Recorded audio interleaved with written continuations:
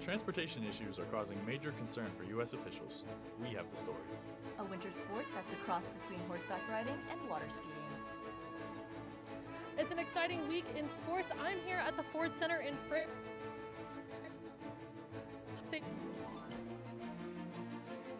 Broadcasting live from the University of North Texas, this is ntTV Nightly News.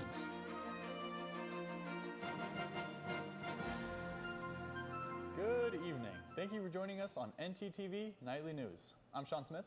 And I'm Jordan Weir.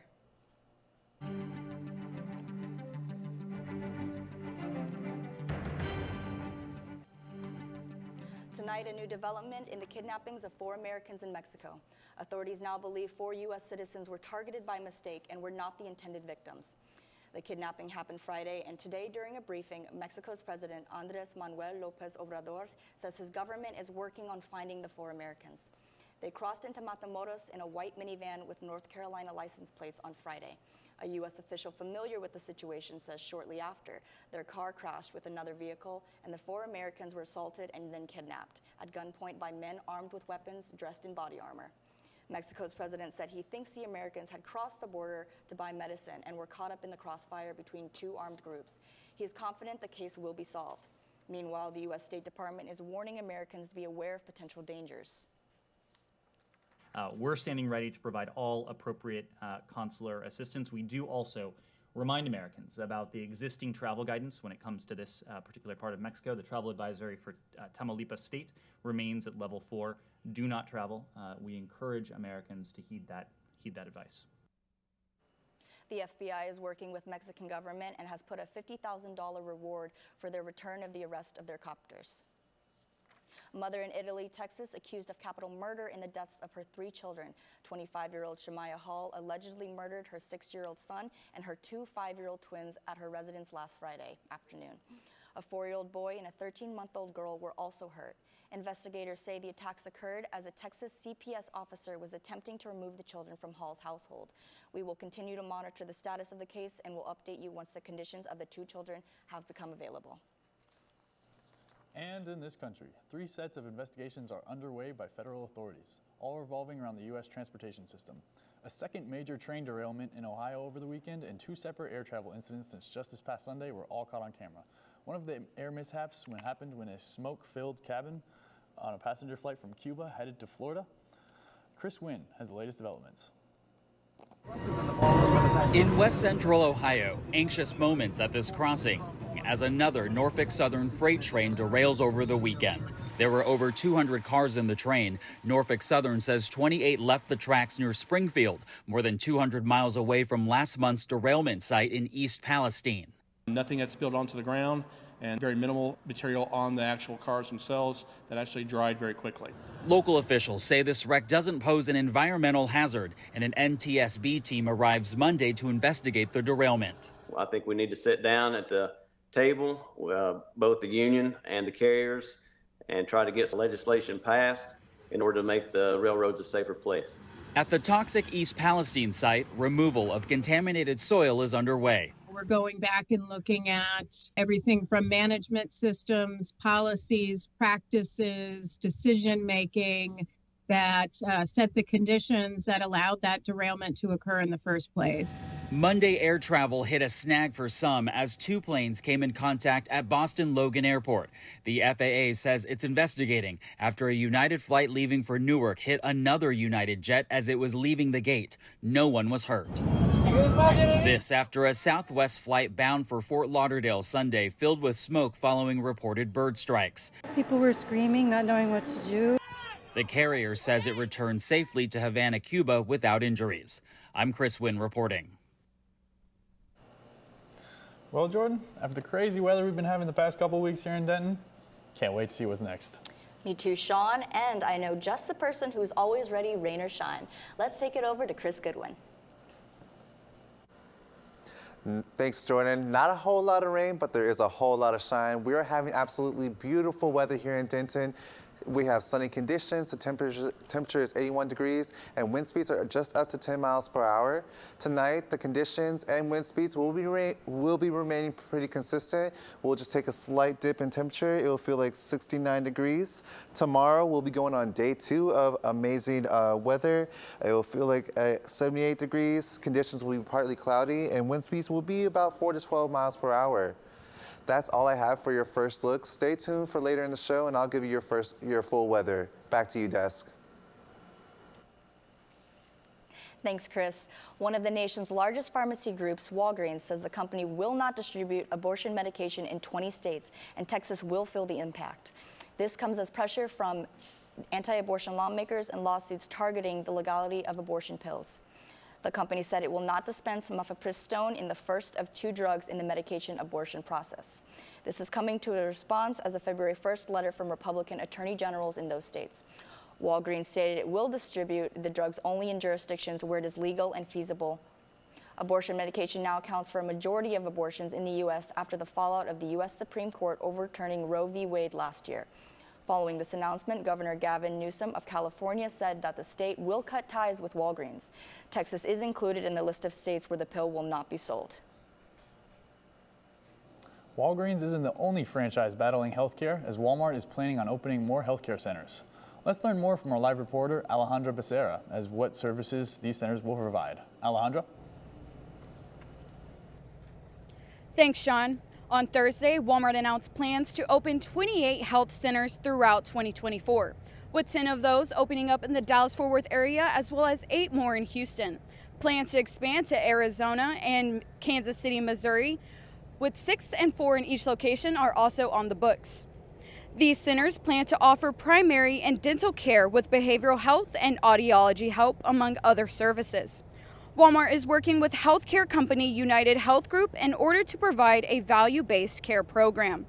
Value-based care is an approach to medicine that has grown popular with bill payers like the federal government because rather than rewarding doctors for every service they perform, they are rewarded for keeping patients healthy. Walmart first opened one of these centers in 2019 and plan on having 75 centers in operation by the end of 2024. We will keep you updated as more information becomes available. That's all I have for now. Back to you guys in the studio. Thanks, Alejandra. Everyone has gone to the doctor's office in order to get a checkup. But what if you could get online and take care of your mental health in virtual reality? Researchers at Michigan State University believe it's a possibility. Riley Connell has more. If you've heard about virtual reality, it was probably video game related. But this changing piece of technology could be used to improve mental health. An ongoing study at the Michigan State University College of Nursing wants to find out if that's true, and it's turned its focus to in-home caregivers. They're taking a vacation, a little mini short vacation, in the home, in a safe space, seated comfortably in their chair, and they're able to put on these goggles for 10 minutes or so and actually have a completely new experience. Dr. Rebecca Lato says caregivers have a particularly stressful job. It can keep them from having a full and functional social life. In her study, she'll send a group of caregivers home with virtual reality headsets and run tests to see if the scenes it produces give them any relief. Participants will step into a virtual world. Once they slip on the headset, they will choose where they'd like to escape to, and hopefully find a moment of peace away from a stressful reality. As a person just starting their healthcare career, PhD candidate Mohammed Al-Anazi says the possibilities of virtual reality are exciting. Working with this project and having the experience and having the contact with different people who are experts in the field really makes me feel that there are so many things that we can do to improve the care. Researchers are still looking for more caregivers to take part in their study, as they hope the outcome leads to a new way for people to manage their pain. It's always promising to see new advancements in healthcare. Coming up, who are the Denton heroes that were awarded this week? And it's a beautiful day to be outside. Up next, our very own Amanda Malini is outside at the Star in Frisco with a breakdown of the exciting week in Dallas sports. Weight of stress and anxiety ever felt too heavy to overcome? Wish there was a safe place to confide in? Wish granted. At UNT, we offer counseling and testing services to students located on the 3rd floor of Chestnut Hall.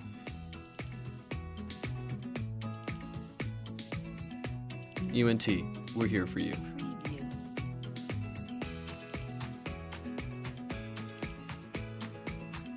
Live from UNT, it's Wheel of Culture! Welcome back to Wheel of Culture. Our contestant is so close to solving this puzzle. But first, it's time to give the wheel a spin. Wow, you landed on London, one of the many places where you and your fellow students can go on a chance to experience new culture. But only if you can solve this puzzle. I'd like to solve the puzzle. Study abroad. That's correct. You just won yourself a trip to study abroad in London, England, and you can too. Just go to studyabroad.unt.edu to see deadlines and apply for scholarships. Get ready to study abroad. So a man's been walking in the desert for days at a time. He finally comes across a bar and orders a Coke. That's not funny. Eh? Eh?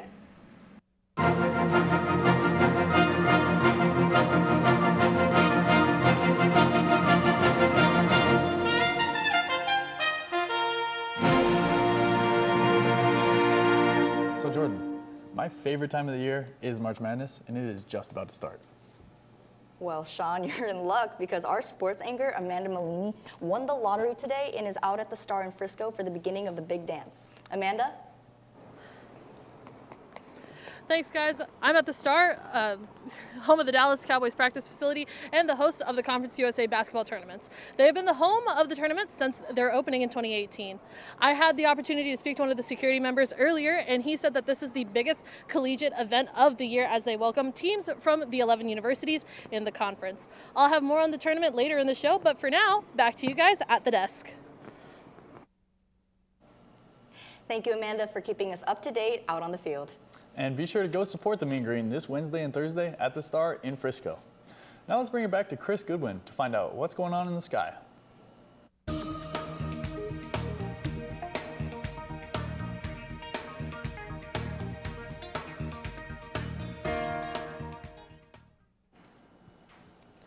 Thank you, Sean. We're looking at pretty common trends around locally. We're seeing temperatures staying in the high 70s and low 80s. We're seeing Denton's at 77, McKinney's at 77, Sherman's at 76, and Gainesville is at 78.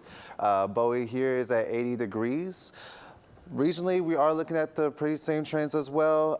El Paso is actually going to be the coldest with just Oklahoma State's going to be the coldest at 64 degrees, El Paso at 72. Houston is pretty warm with 80 degrees, and Austin at 77. For your 7-day forecast, we're seeing tomorrow we're going to have raining conditions. Wednesday we're going to have raining conditions. We're going to have a high of 74 and a low of 59. Thursday, stormy conditions with a high of 75. Friday and Saturday, we're just going to have cloudy weather. On Friday, the high will be 64, so definitely get a jacket out there. Sunday, it will be partly cloudy with a high of 66 and a low of 41. And Monday, sunny conditions with a high of 58, so we're definitely going to be a little bit in that colder zone. Now, Jordan and Sean, we all know that daylight savings time is coming up this weekend, and we may struggle with what time it may be here on Earth. Apparently, the same question has been an issue for astronauts while they're on the moon. What time is it? The European Space Agency is hoping to answer that question by possibly giving the moon its own time zone. The ESA says a joint international effort is being launched to come up with a lunar reference time. They say that timing is crucial when it comes to navigation, which is an important part of space travel. The ESA points to dozens of moon missions planned for the coming decade and notes some of them will not only be on or around the moon at the same time. The missions will also need to interact as well. So I guess now we have to learn how to say Central Standard Time, Eastern Standard Time, and Moon Time. Back to you at the desk. Thank you, Chris. Our very own Denton Fire Department has been accredited agency status by the Commission on Fire Accreditation International. Our very own Olivia Thompson has more. Olivia? Thanks, Jordan. The Denton Fire Department here in Denton, Texas has made history as it's gained international accredited status by meeting the criteria established through the CFAI's self-assessment and accreditation program. Although achieving the accreditation is voluntary, the achievement is valued amongst the Denton Fire Department's officials, but also the surrounding community. Denton citizens now have an internationally recognized service to call upon with trusted first responders who Kenneth Hedges, the Denton Fire Chief, says provides the highest quality of service to the community. That's all I have for now, so back to you both at the desk. Thanks, Olivia. Just when you thought carnivals couldn't get any crazier, a small town in Colorado found a way to bring a new spectacle to their annual performance. Our very own Tristan Van Beem has the full story on tonight's edition of Seen and Heard.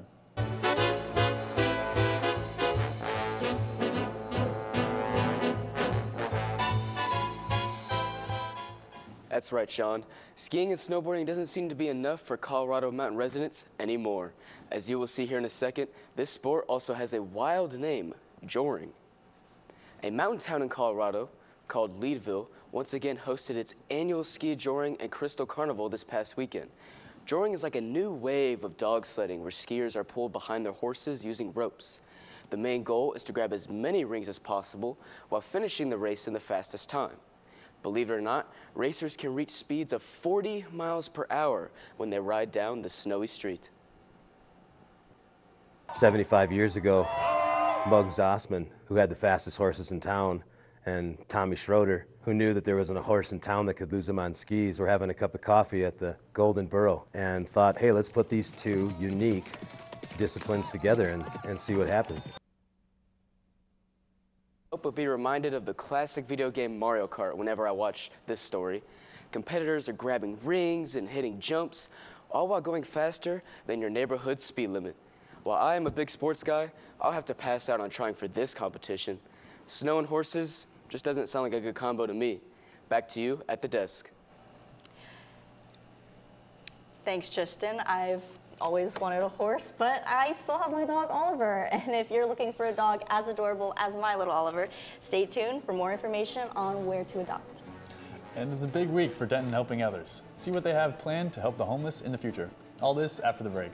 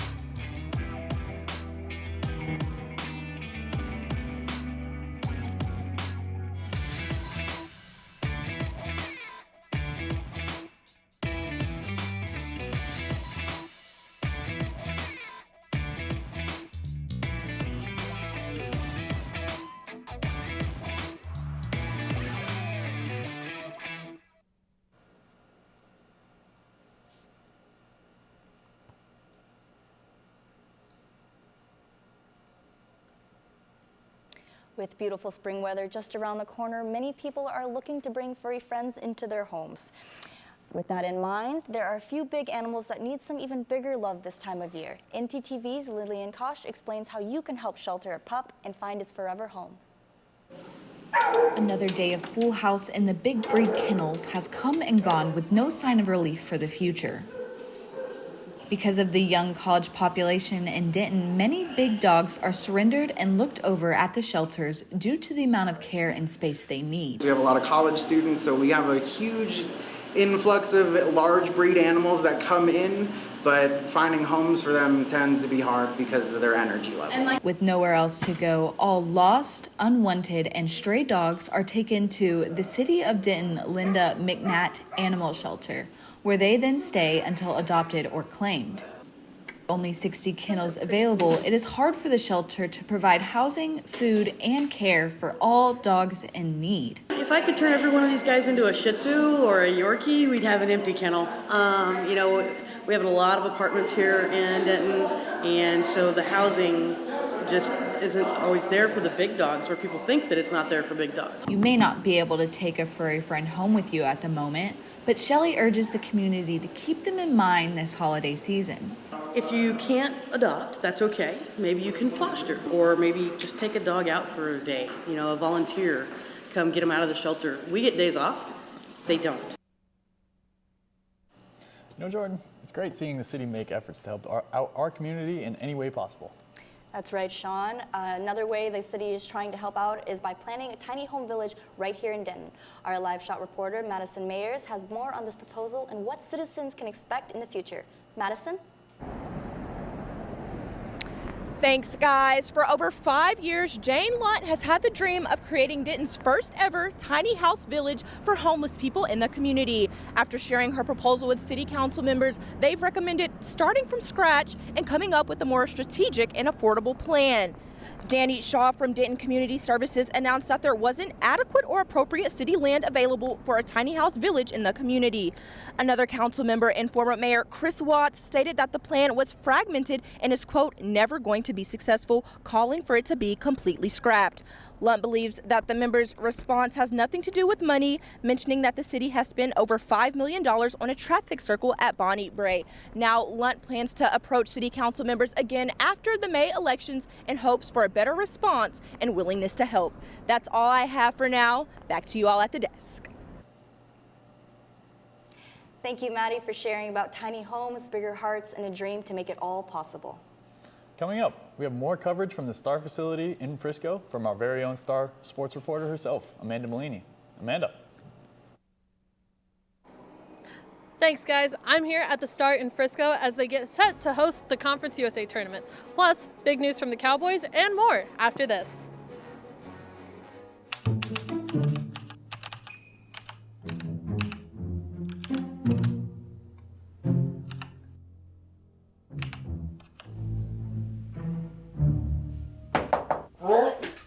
Hey man, are you okay in there?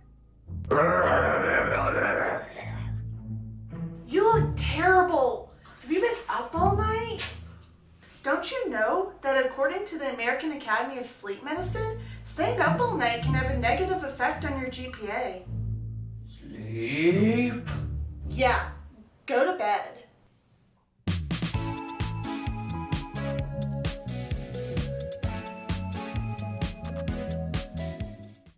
So a man's been walking in the desert for days at a time. He finally comes across a bar and orders a Coke. That's not funny. Eh?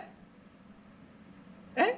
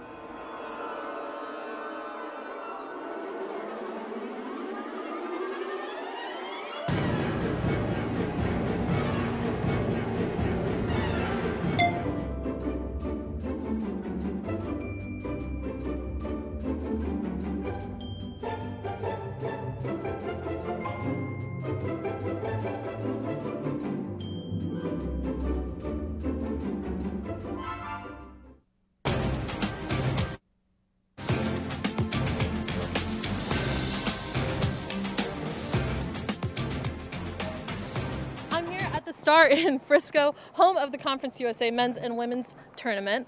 And the Mean Green are well represented here this week.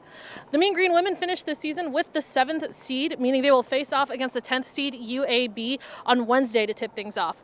The Mean Green men secured the first round bye and will receive the 2nd seed of the tournament. They're set to tip off on March 9th at 8 p.m. right here behind me. And this is a really beautiful complex, and it will be the last time that the Mean Green will be here for this conference tournament as we move to the American next season. All that to be said, come out to the Star at Frisco this week and support your Mean Green as they battle it out for the Conference USA title one last time. The Cowboys re-signed Tony Pollard today by attaching the franchise tag to his contract. The franchise tag allows the Cowboys to ink Pollard to a deal that extends his future by 1 year, as Pollard will be returning from a lower body injury. This frees up cap space as the Cowboys begin to consider running back Ezekiel Elliott's future with them. The Cowboys are coming off another disappointing postseason loss, and it will be looking to a potentially bright future after an addition of handful coaching staff changes. And while the Star is home to a handful of Friday night lights, they miss out on the college scene when it comes to football. In the next year, we will see the playoffs expand from 4 to 12 teams, which could open up ample opportunities for a mid-major conference to get its chance. ntTV's Tyler Luker has more. The official Twitter account for the college football playoff announced the number of teams would increase from 4 teams to 12 teams starting in 2024.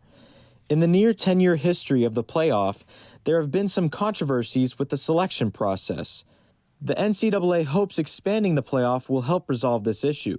Nick Carparelli, the executive director of Bowl Season, a company that oversees many bowl games, believes the expansion will be beneficial to college football. If you win a conference championship and of the 10 conferences, you're in the top 6 of all the conference champions, you're automatically in the playoff. So I think this new system gives a school like North Texas a greater opportunity than they've ever had before. The only non-Power 5 team ever selected was Cincinnati in the 2021-2022 season. WFAA sports anchor Joe Trahan said the expansion gives small schools a seat at the table. It's going to be difficult to break through that glass ceiling just because of the way things are set up, but I do think it'll make it interesting, and maybe they don't win a national championship. They just got to get one upset in the playoff. Trahan also said that this can crack the door open for North Texas football. It will be a mountain to climb for a school like UNT, but at least now with an expanded playoff, you have a chance to climb it, right? Whereas before, there probably was none. North Texas will move to the American Conference this fall, a year before the expansion of the playoff. I shouldn't need it.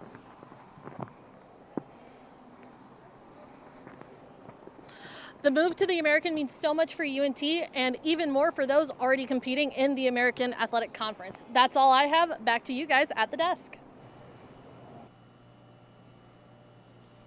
Thanks, Amanda, and thank you for watching ntTV Nightly News. Join us again tomorrow at noon and tomorrow evening at 6 here on North Texas Television, and have a gracious good night.